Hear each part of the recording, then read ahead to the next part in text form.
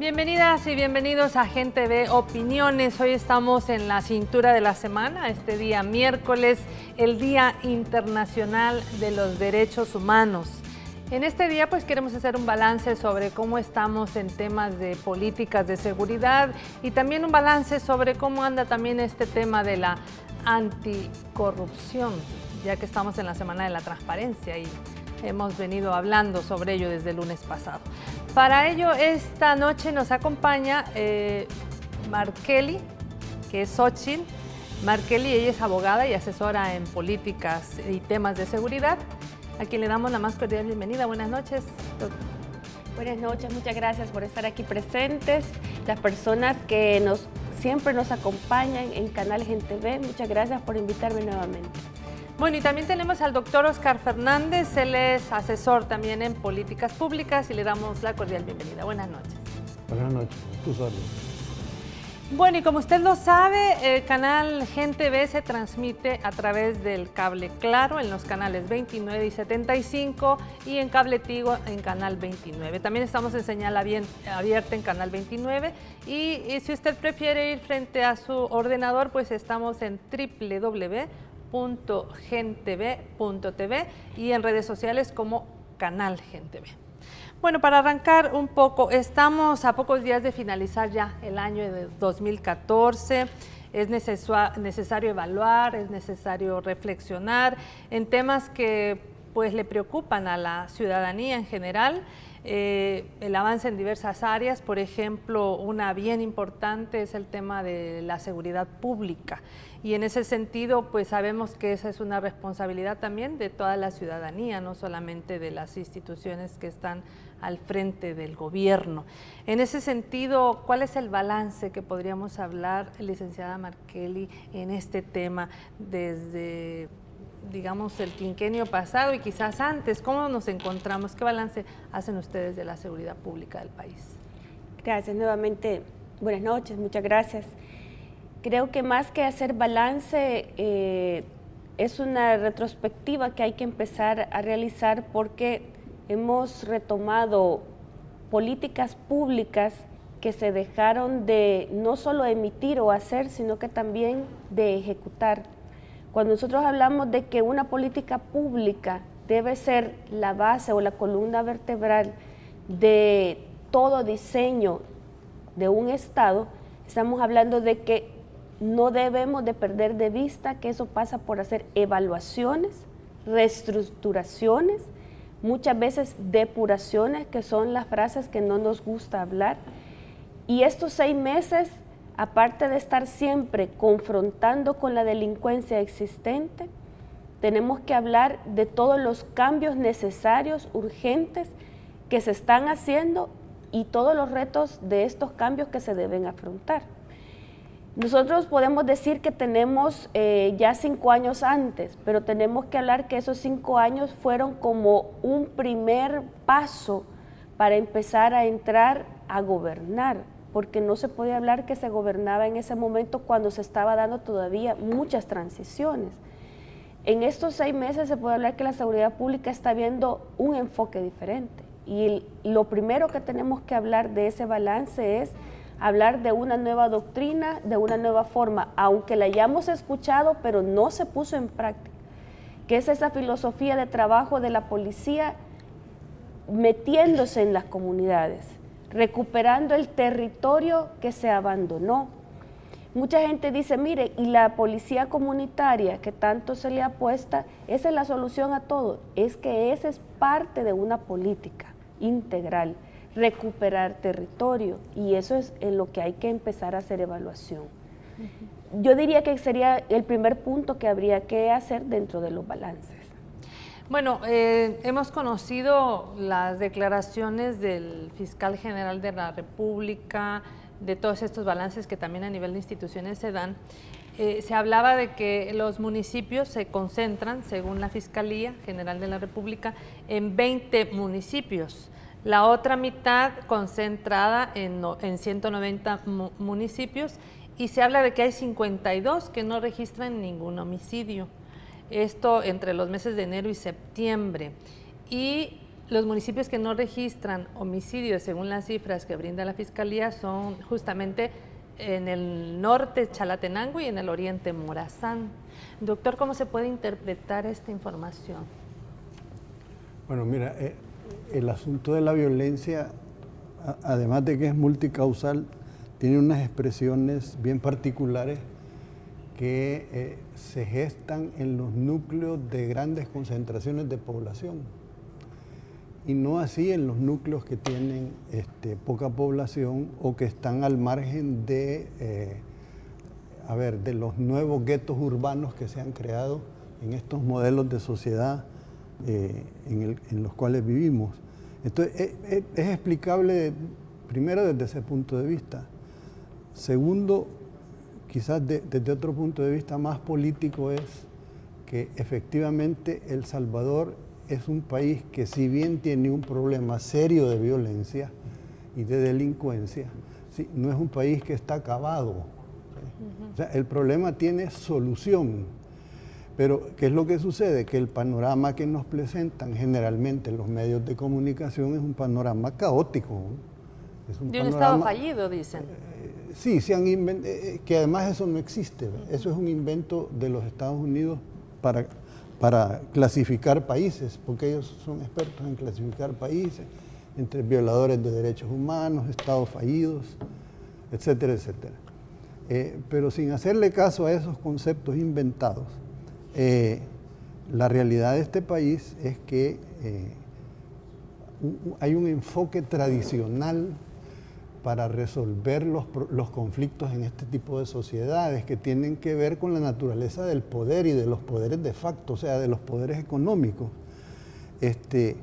La visión tradicional ha sido siempre punitiva, es decir, privilegiar la fuerza sobre otra manera de abordar los conflictos.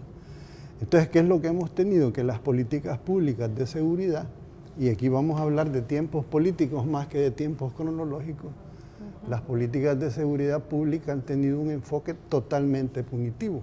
Es decir, manos duras, súper duras, vuelve a la palestra la cero tolerancia, ¿sí? Que hay que utilizarla, pero que no es todo. Es decir, es que no existe la cero tolerancia, porque la cero tolerancia es el fascismo, pues. Son los nazis, pues. Entonces volveríamos a... Claro, yo te puedo limpiar una población a fuerza de bombas, la aniquilo y hay paz, pero esa no es la paz que aspiran las sociedades, ¿verdad? Porque la paz absoluta existe en los cementerios. Pero la paz en las sociedades es una paz de conflicto. Quiere decir, los conflictos, al ser solucionados, nos llevan a una situación de paz. Pero esta paz siempre está permanentemente conflictuada. Entonces hay que desarrollarla en ciclos de evolución política que lleven al desarrollo de los pueblos, no al desarrollo de los poderes de facto. Entonces, el presidente Sánchez Serén habla de la mano dura, no lo dice así, que es la mano, ¿cómo es que él dice? Él la llama la mano inteligente. La mano inteligente y la mano represiva, porque también hay que poner alguna es decir, justicia a los delitos, ¿no? Sí, lo que pasa es que aquí los conceptos también se juegan mucho con ellos, ¿verdad? Sin ser enfáticos en su significado. La represión la hace la ley, no la policía. Claro, el que viola la ley será reprimido. La policía lo que tiene que hacer es poner al culpable de esa violación de la ley, sobre todo penal, frente a la ley para que sea juzgado. Pero el problema es que entonces te enfrentas al funcionamiento de un sistema. No es la policía, ni es el fiscal, ni es los jueces. Es un sistema. Y si no funciona un pedazo de ese sistema, no funciona el sistema. Entonces lo que tú tienes a estas alturas, ¿entiendes?, que es lo que le toca lidiar al nuevo gobierno, con lo que le toca lidiar al nuevo gobierno, que no es fácil, es precisamente ese deterioro histórico e institucional que no permite precisamente que la violencia en este país tenga por lo menos atisbos de mejoría en algunos casos. Esa es la situación. En septiembre de este año se lanzó el Consejo Nacional de Seguridad Pública. Entendemos que es todo un esfuerzo también por, de alguna manera, entretejer nuevamente ese tejido social que también la violencia ha, de alguna manera, fracturado, ¿no?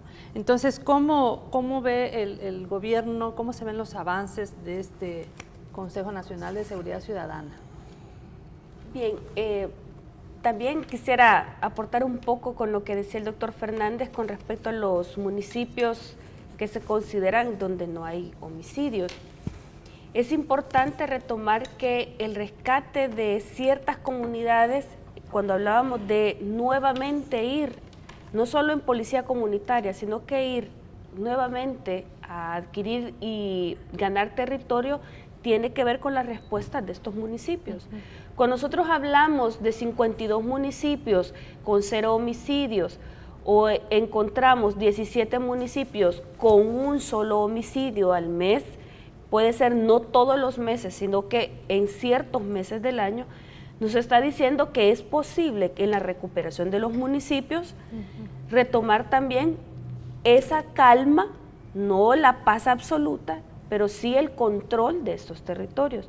Pero eso ¿cómo se ejecuta? Por medio de un sistema y no solo por medio de una institución, que es lo que el Consejo está tratando nuevamente de retomar, que la sociedad salvadoreña comprenda que este no es un problema de policías, no es un problema de que salga la policía y reprima o salga la policía y dé la mano, sino que es un problema de toda la sociedad. Tiene que ver con el tema de la convivencia diaria de las comunidades, tiene que ver cómo resuelven las municipalidades las necesidades que les corresponden dentro de los municipios, corresponde que el sistema educativo tenga y cumpla su función, corresponde que las familias cumplan también con sus deberes como familia y los demás entes del sistema, en este caso los preventivos, los represivos, los de hacer justicia, porque aquí tiene que ver el órgano judicial, funcionen. El Consejo Nacional, que está integrado, como creo que ya de algunos que han venido, yo los he visto aquí en el canal participando, hay iglesias, hay ONG, empresa privada, organismos internacionales muy importantes, porque ellos, aparte de ser parte y miembros del Consejo, son de los que más le están apostando y aportando, porque creen que este es un proceso necesario y además que sí tiene resultados y se están viendo. Lo que sucede es que si todos los días nosotros vemos las noticias, lo menos que vemos son buenas noticias. No quiere decir que los medios no hagan su trabajo de informar y de dar a conocer la realidad, pero también vamos a encontrar otras buenas noticias que el mismo Consejo está tomando decisión, y dentro de esos avances, por ejemplo, vamos a encontrar la OEA hace un par de semanas firmó nuevamente y renovó su compromiso de aportar los proyectos financieros y proyectos de ejecución para todo el tema de prevención y el tema de rehabilitación en cárceles. ¿Qué significa eso? No sé si algunos recordarán que tuvimos una mala noticia hace más de 5 años, que organismos como la OEA, como la Unión Europea, ya no iban a dedicar fondos para el Estado de El Salvador porque era un país que ya no necesitaba, según ellos, de estos fondos. Tenía que con sus mismos fondos financiarse todos estos proyectos. Ahora nos encontramos, no por la gravedad de los hechos, sino que porque se han percatado los organismos internacionales por medio de este Consejo, no solo de las necesidades, sino de cómo verdaderamente enfocar los proyectos, la cooperación internacional, a donde sí se está dando resultados. El tema es que antes la cooperación entraba y no había control. Cosa de ello, vamos a ver China-Taiwán. Son unos países que han sido bondadosos con nuestro país, nos han aportado, nos han dado, nos han financiado, pero la respuesta, el impacto de esas donaciones no se ven en nuestra sociedad. Este Consejo, que es enfocado a seguridad pública, tiene ese compromiso, que esos fondos no solo van a ir a la estructura de seguridad pública o a la estructura de convivencia ciudadana, sino que ya tienen destinos predeterminados y además va a haber transparencia, contraloría ciudadana sobre la ejecución de estos proyectos. Ejemplo de ellos, Proyecto Yo Cambio, que es un proyecto interesantísimo de centros penales. Que ese sí le han dado un poquito y eso ha sido información. la información que está saliendo, y eso de que le podría decir, yo he asistido a 3 actividades, pero hay más actividades públicas, pero los medios no le dan la cobertura necesaria, y el boom y el impacto que tiene esto es grandísimo. Usted puede ver y puede pedir que los presos salgan a las calles a trabajar. Hay presos que lo están haciendo. Yo les preguntaría, ¿usted sabe a dónde están presos cumpliendo penas, haciendo trabajos en las calles y comunitarios? Claro, como a nadie le interesa saber que una persona se está rehabilitando, eso no es noticia. Pero si aparece un homicidio, eso sí es noticia. Entonces, hay una percepción también que teje, en este caso, los medios de comunicación con relación a la... Y a veces pareciera como que es una violencia. agenda política. Entonces uno es a donde dice, bueno, los balances son objetivos o son por conveniencia. Entonces, por eso decíamos que al inicio habría que revisar verdaderamente en qué queremos hacer balances, porque si los balances los hacemos por medio de las noticias, o sea, empezamos a recortar lo que los periódicos dicen todos los días, lo que sale en los medios, el balance va a ser negro. Pero si empezamos a ver respuestas concretas que sí existen, entonces se contrasta, ¿verdad?, la información periodística, televisiva, con la información real. Porque ¿quién me puede hablar de 3.700 personas que se están rehabilitando en este proyecto de cambio?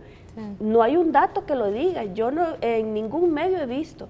Tenemos de esas 500 personas que están en calle trabajando y haciendo obra comunitaria. Nadie habla de ello. Sí, me acaba de recordar que la semana pasada la ministra de Salud fue a la Asamblea Legislativa, a la Comisión de Salud, a responder una petición de unos médicos que a través de los diarios, las maderas de los diarios, así está la salud pública. Y cuando la doctora llegó a presentar los indicadores de reducción de mortalidad materna infantil, era otra historia. Entonces tiene que ver cómo se presenta también la información. Entonces eso es lo importante de hablar de balance, o sea, con qué vamos a contrastar verdaderamente, contra qué cifras. No vamos a esconder muertos, creo yo que eso es importante, porque cada muerte de un salvadoreño no es ni de quién, ni de dónde venga, ni cómo se llamaba, porque es un hermano salvadoreño o una persona, sobre todo hoy que es 10 de diciembre, que estamos conmemorando y estamos celebrando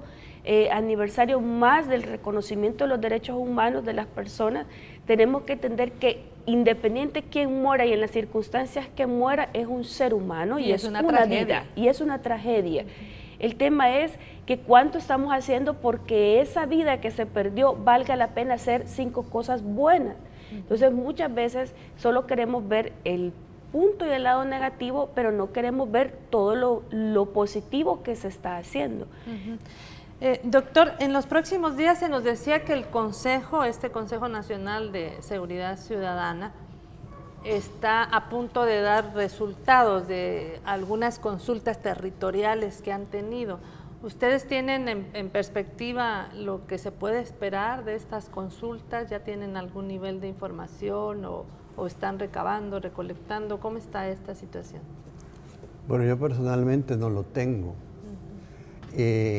Resulta que yo sostengo que este es un país que está sobrediagnosticado, ¿me entiendes? Eso no quiere decir que no se pueda seguir estudiando el problema. Pero hay que dejar claro una cosa, desde mi enfoque de ciencia política, quien es el responsable en realidad de dirigir las políticas públicas es el Estado. Y no puede darle esa función a otra gente. Imposible. Porque entonces es como un Estado sin un brazo. Sobre todo porque en ese ámbito es que se discurre el problema de el uso legítimo de la fuerza, que es una propiedad del Estado, ¿sí? Históricamente le corresponde al Estado en las sociedades modernas. Entonces, uno tiene que entender que hay otro factor que es coadyuvante a este problema, que nosotros lo hemos definido, a mi juicio, muy bien, que es la corresponsabilidad. Es decir, el Estado es responsable, ¿sí? Pero también la gente tiene una cuota de responsabilidad porque todos tenemos que ver con el problema. Es decir, esas marginaciones, esas exclusiones sociales que te llevan a situaciones de violencia y que al final de cuentas se convierten en otra clase de monstruos, ¿verdad?, que atentan contra las mismas sociedades, son las sociedades las que la producen. Pero también aquí es el poder económico, ¿no? Que no exactamente, inserta, pero son no los emplea, modelos que no. sociales los que producen estas cosas. No son castigos divinos, no se trata de nada de eso. Es la misma. El problema es que a la hora de enfrentar esas situaciones, las sociedades generalmente actúan con doble rasero, con doble moral, entonces no se hacen cargo de esas cosas, ¿entiendes?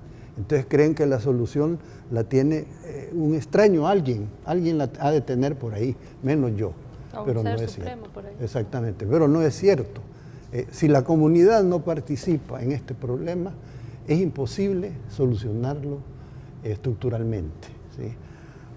Nosotros podemos echar a andar los aparatos punitivos y si querés volver a meter preso a todo el mundo en este país y a lo mejor se rebajan los índices de homicidio, pero desde mi enfoque el problema de los números para mí es secundario, que si hoy hubo 8 homicidios y mañana 9 o 9,5, eso en realidad no tiene importancia, porque aquí estamos acostumbrados a contar los muertos, pero no a enfrentar los problemas, no a ver qué hay detrás de todo ese drama social que ya casi es bíblico, ¿me entiendes?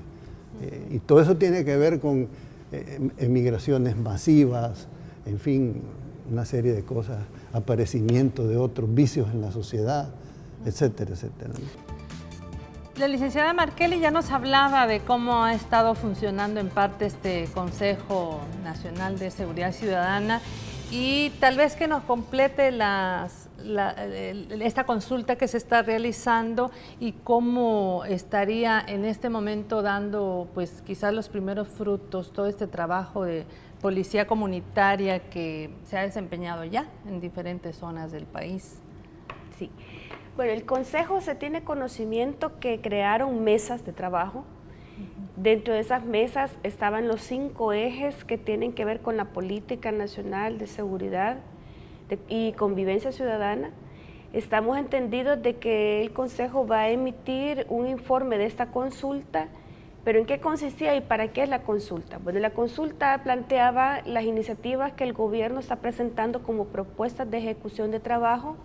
Y dentro de esa misma consulta que estaban todos los miembros integrantes del Consejo como invitados especiales e invitados directos, porque tienen que ver con el trabajo, cuáles eran las propuestas que se deberían de incluir y sobre todo, aparte no solo de dar y aportar ideas, sino que cómo ejecutar esas ideas. Y ahí mismo buscar mecanismos y fuentes de financiamiento cuando fuese necesario.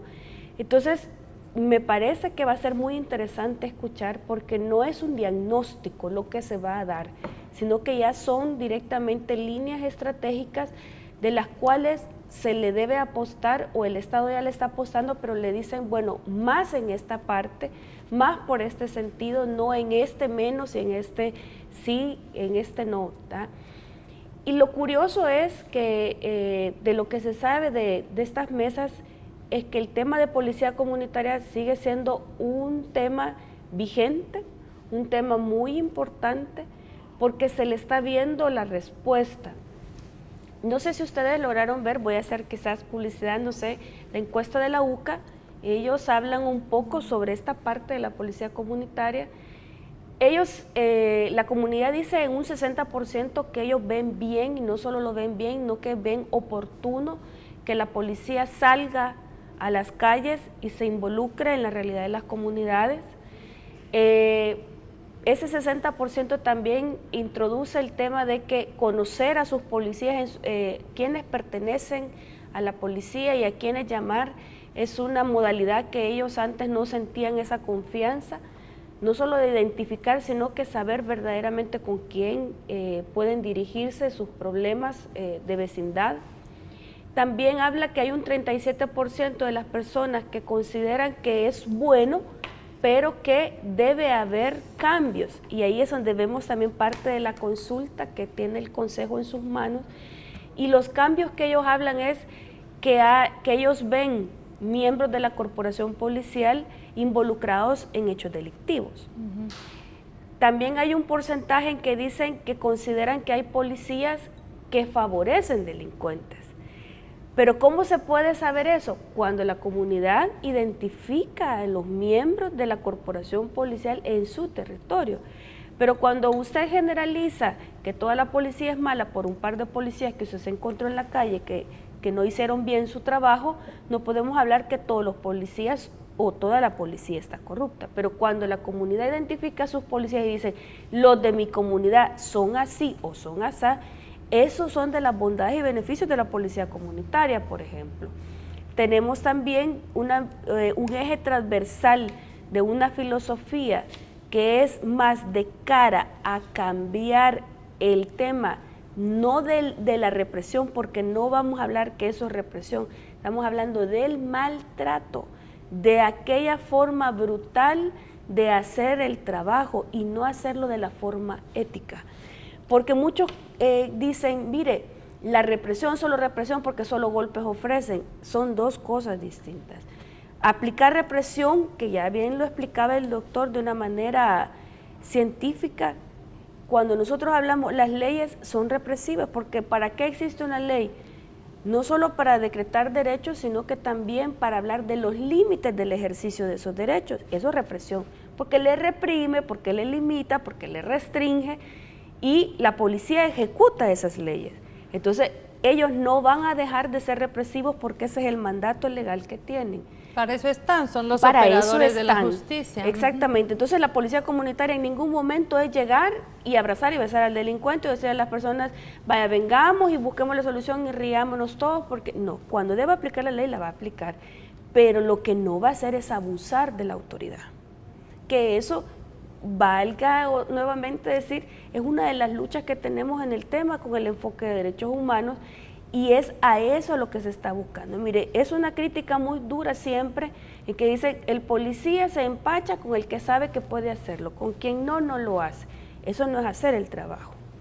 Entonces, creo yo que dentro de los resultados de la policía comunitaria es que se vuelve la acuciosidad una forma de trabajo. Empezar a identificar cómo trabaja o cómo no trabaja su policía de su comunidad. Bueno, ese es un aspecto. Doctor Fernández, otro aspecto, así como decimos, bueno, este es un asunto de todos y todas, no solamente es un asunto de las políticas públicas o solo del sector empresarial o solo de la población, sino son todos los sectores. Y dentro de los agentes que forman a la ciudadanía, pues obviamente, además de la escuela, se encuentran los medios de comunicación. Yo quisiera que nos hable un poco, usted que es muy estudioso en varias áreas, pero ¿cuál es la reflexión que ustedes hacen de cómo los medios de comunicación presentan el tema informativo de violencia? Que a veces, por lo menos a mí, a veces me da ganas, cuando empiezo a ver, mejor le cambio, porque ¿cómo mira usted eso?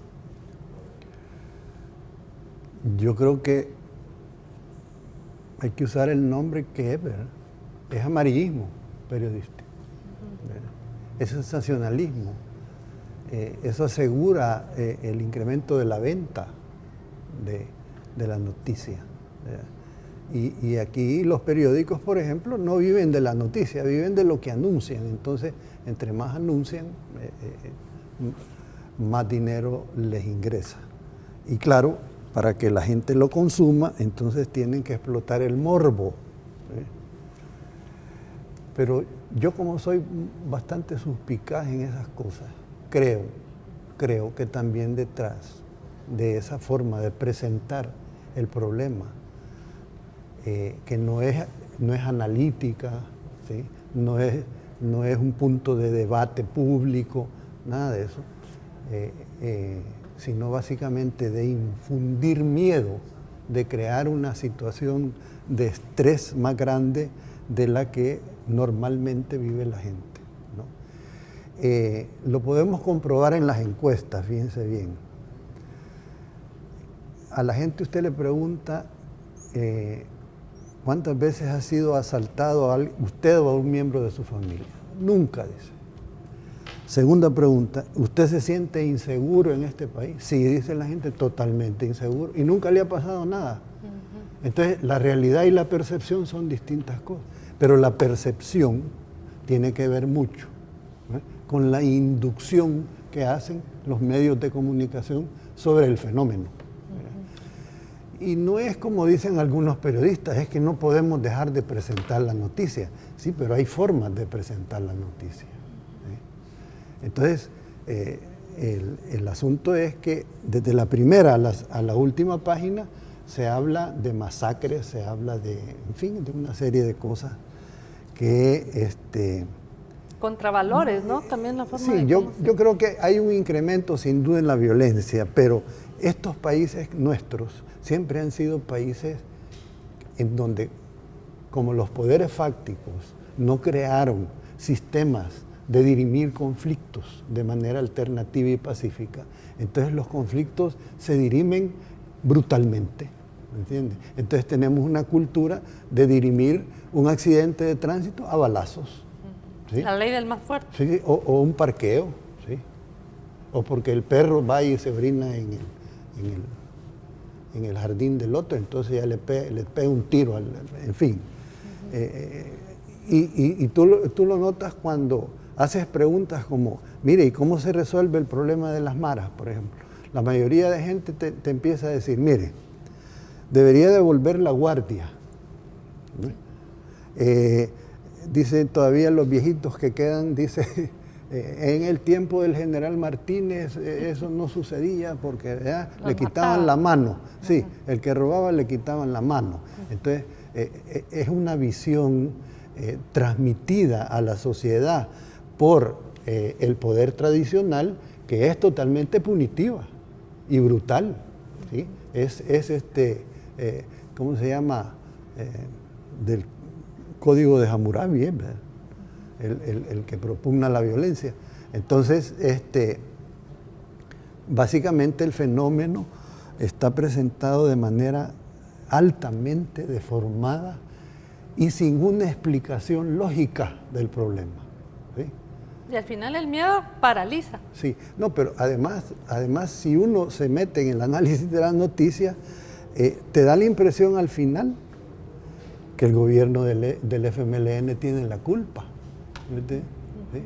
Porque así es, porque entonces es que ellos, no es que la policía comunitaria es una policía light, es para andar ahí con las viejitas, no es cierto, lo explicaba la compañera, pero lo que te quiero decir es que, por ejemplo, la policía comunitaria no es un invento, tiene una lógica, ¿no? Y hay un razonamiento histórico para llegar a esa conclusión. ¿Cuál es? La policía actúa en el territorio, no actúa en la oficina. Pero, ¿cuál era el esquema que habían creado las derechas en este país, por ejemplo? Es decir, desde su visión punitiva, la policía debería ser un organismo represivo por excelencia, que además no se conecta con el ciudadano, porque a la hora de reprimir yo no tengo que tener lazos afectivos con el ciudadano, ¿me entiendes? Claro. Es la lógica de las dictaduras. Solo dar macana, ¿no? Exactamente, y yo no sé quién es al que le estoy dando macana. Así es que la policía deja ese esquema que nos ha causado tanto problema, que ha paralizado. El problema es que la policía a estas alturas, te voy a decir, tiene una cabezota así, de este tamaño, burocrática, y los pies, que son el territorio del país, ¿sí? La gente no lo ve a la policía. Entonces, el reclamo de la gente es que yo no veo a los policías. ¿Por qué? Porque los policías todos están en unas tareas, vas a ver, pero no atendiendo al ciudadano, porque la policía hoy es una institución que usa la fuerza, ¿sí? Porque es naturalmente del Estado, pero es una institución de servicio público. El policía está para servir, ¿sí? no está para darle miedo a la gente, no está para que la gente salga corriendo cuando vea al policía, al contrario. Está para proteger en todo Exactamente, caso. para que el ciudadano sienta al ver al policía protección. Así es. Esa es la lógica. Y en toda esta lógica de trabajo, que es obviamente una lógica diferente, distinta, se enmarca, entiendo yo, el programa Yo Cambio, que es el tema de los privados de libertad. También están las personas de las cárceles que están haciendo estos trabajos fuera, custodiados por policías. Es otro esfuerzo también de la seguridad pública. O cómo es que estos privados de libertad que están en ese programa Yo Cambio contribuyen a esta percepción y a este manejo de la violencia en el país. Interesante pregunta. Muchos dirán, bueno, por cada privado de libertad que salga a trabajar, ¿cuántos policías tendrán que custodiarlos? Ese es lo importante de decir Yo Cambio, porque si no, entonces no sería el programa Yo Cambio. Las personas que están trabajando fuera están en una fase que nosotros le hablamos ya fase de confianza, que no lo dicta ni centros penales, ni el ministro de Justicia, sino que lo hacen los jueces, basado en la conducta y en un cumplimiento de cierta cantidad y proporción de la pena que ha sido designada o condenada a la persona.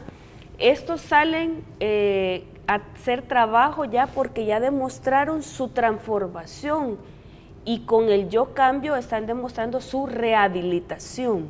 Entonces no necesitan la supervisión del cuerpo policial, pero ellos siempre están bajo un control específico del sistema penitenciario y de otros programas, como también lo tiene la Corte Suprema de Justicia. Por ejemplo, ustedes me dirán, ¿cuáles son estas personas o a dónde? Recientemente, el día de ayer, se inauguraron unas Bartolinas en Lourdes. Estas fueron construidas por privados de libertad, que están en fase de confianza. Ellos salen, van a trabajar y regresan al centro penitenciario. Y ellos están siendo monitoreados de su trabajo, de no moverse de donde están, sino en el trabajo específico. Tenemos personas trabajando, por ejemplo, en limpiezas de ciertos lugares públicos, en alcaldías, y ahí estas personas se encuentran realizando trabajos de limpieza comunitaria de quebradas, de calles, de canchas, de maleza seca. Con el tema de los zancudos y de chikungunya han colaborado con unidades de salud también en la abatización, en la fumigación. Son personas que no están siendo remuneradas porque están pagando prácticamente una sanción y una pena, y otros que ya van cumpliendo, que sí pueden ir ejecutando trabajos, van a ir siendo remunerados. Entonces, pero el tema es cuánta oportunidad y cuánto hizo el sistema carcelario penitenciario para que esta persona diera el paso de Yo Cambio, porque eso es un proceso. ¿Cuándo se inicia este programa y cuánto va a Este durar? programa no empieza en este gobierno, empezó después del 2009, pero definitivamente fue una iniciativa que inició en Apanteos, en el Centro Penal de Apanteos. El director que se encontraba en ese momento empieza con una función cero financiamiento, y el que motivaba a otros era el que sabe, comparte y educa al que no sabe. Y eso continúa siendo así en Apanteos. Pero como el que iba transformando y cambiando, se le iban dando ¿qué beneficios? Los beneficios que la ley permite, la ley penitenciaria.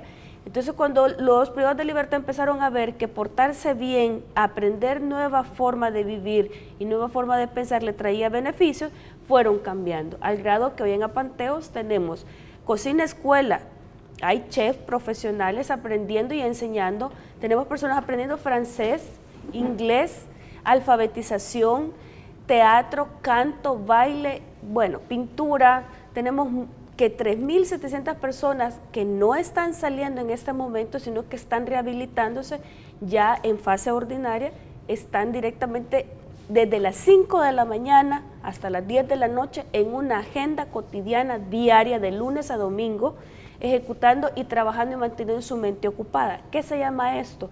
Que esto sí ya es parte del nuevo proyecto y las líneas estratégicas, se llama cero ocio en los sistemas carcelarios. Esto nos va a llevar, por supuesto, a que una persona con mente ocupada lo que menos va a tener es oportunidad de pensar en extorsionar, en seguir en la mara, y se van transformando. Me pueden decir, ¿y en apanteos hay mareros? Sí, hay mareros, hombres y mujeres, y están involucrados en trabajo, y se llevan bien con los que no son mareros, se llevan bien, ahí no hay conflicto. O sea, quiere decir que sí se puede realizar cambio. Policía comunitaria, hay transformaciones, hay comunidades que han logrado dar el salto y hay mayor confianza. Pero ¿cómo se logra? Con la participación comunitaria. La policía sola no lo va a resolver. Antes de preguntarle a nuestra invitada y nuestro invitado sobre cómo ven el avance en el tema, tenemos las palabras de Robert Balen, el representante del Programa de Naciones Unidas para el Desarrollo. El Salvador transita por ese camino en buena compañía y va asumiendo el compromiso de procurar una función pública moderna y transparente y de facilitar mecanismos para una mayor participación ciudadana, rendición de cuentas y diálogo político y social. Su institucionalidad, en un marco de asocio entre el Estado y la sociedad civil, está trabajando en desarrollar capacidades para prestar servicios eficientes y responder a los problemas de las personas con justicia y equidad. En ese sentido, desde la firma de los acuerdos de paz, se ha fortalecido la institucionalidad y los marcos normativos orientados a procurar mayor transparencia y participación. Y se han ampliado también las herramientas para combatir la corrupción. Entre dichos avances, podemos contar algunos hechos claros como los siguientes. La suscripción y ratificación de la Convención Interamericana contra la Corrupción y de la Convención de las Naciones Unidas contra la Corrupción. La aprobación y entrada en vigencia de la Ley contra el lavado de dinero y activos, así como también la Ley de Ética Gubernamental, con la consecuente creación del Tribunal de Ética Gubernamental. La creación de la Subsecretaría de Transparencia y Anticorrupción, ahora elevada a rango de Secretaría de la Presidencia de la República. Bueno, es bastante elocuente las palabras de Robert Balen en el tema de que se ha ensayado más el tema de la rendición de cuentas, el diálogo político, el marco normativo, herramientas para combatir la corrupción. ¿Cómo ven ustedes si realmente el país está avanzando en esto? Bueno, considero de que como abogada, como ciudadana responsable, cuando uno va conociendo, digo como abogada por mi profesión, porque lo primero que a uno le enseñan también en la escuela de Derecho es la responsabilidad y cuánto cuesta no cumplir con tu responsabilidad. Nosotros entendemos de que en nuestro país ha empezado a transitar una carretera muy amplia de transparencia que no existía antes. Ahora nosotros podemos hablar de que nos den información, que sean transparentes, que queremos saber la verdad, pero eso no se podía decir ni hace menos ni hace más de 5 años.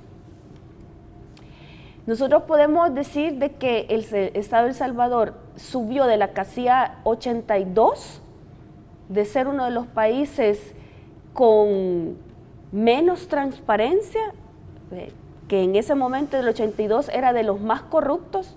Ahora hemos subido a una casilla en América Latina bastante fuerte.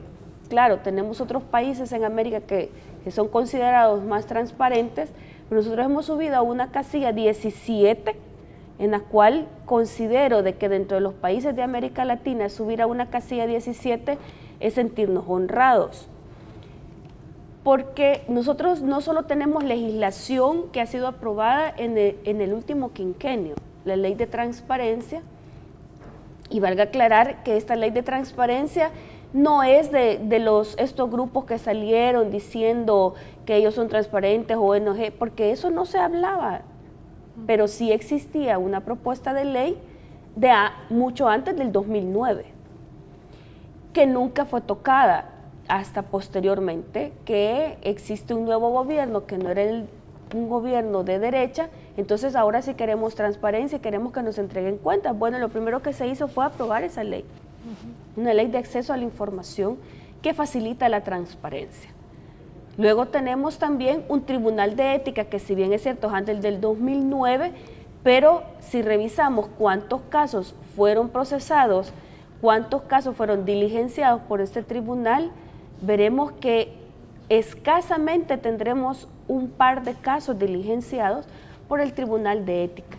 Y si ustedes van a revisar el trabajo que hace poco el Tribunal de Ética en esta semana empieza a hablar de todos los casos y funcionarios que están siendo indagados y de cuántos se han resuelto y cuántos han condenado. Y uno dice, el tribunal que antes no existía y cuando existió no ejercía trabajo, yo no voy a hablar de las personas que estaban ahí, sino que puede ser que verdaderamente a esa institución no le brindaban el apoyo político, legal y financiero para que funcionara, por ende no funcionaba, ahora sí. Tenemos una Secretaría de Transparencia, la Subsecretaría de Transparencia del Gobierno, que está ahí vinculada con una página siempre de transparencia, dándole información. Eso no existía antes.